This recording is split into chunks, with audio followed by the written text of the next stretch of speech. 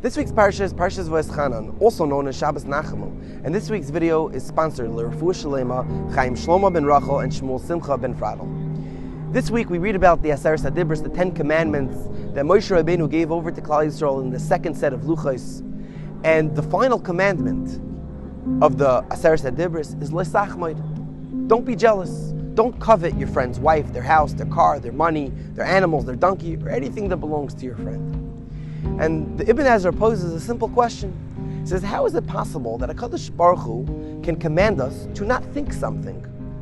How can He forbid us to think something when a thought is something that could just pop into our head without our control? It's not up to us.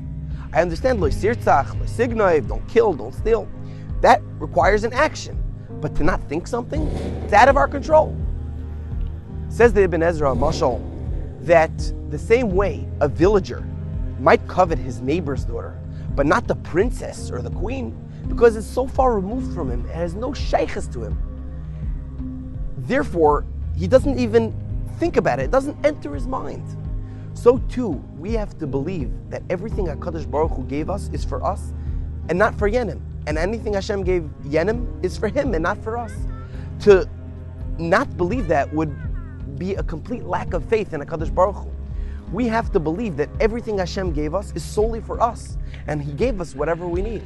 Therefore, by committing Lo Sachmoid, by coveting something that your friend has, that is showing that you don't believe in God.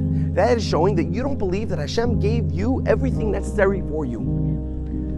So we have to train ourselves to think in this way, that my friend's possessions, my friend's status, his job, his possessions, his wife, his car, his job, everything that belongs to him, it has nothing to do with me.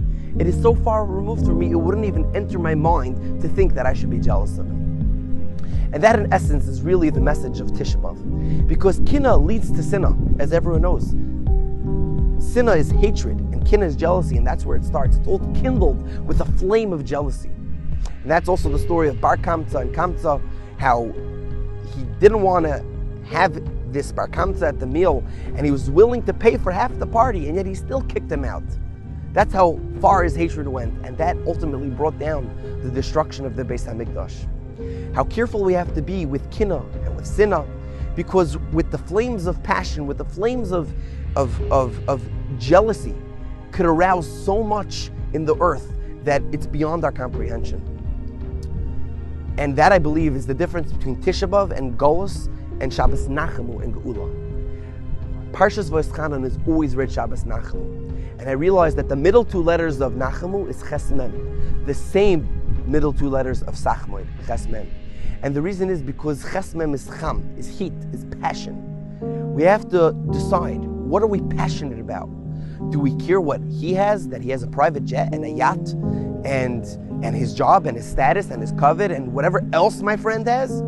Or are we concerned with the Havas Chinam, with loving each other, and with trying to yearn for the Beis HaMikdash passionately, that we want back what we once had, the glory of HaKadosh Baruch Hu in the world?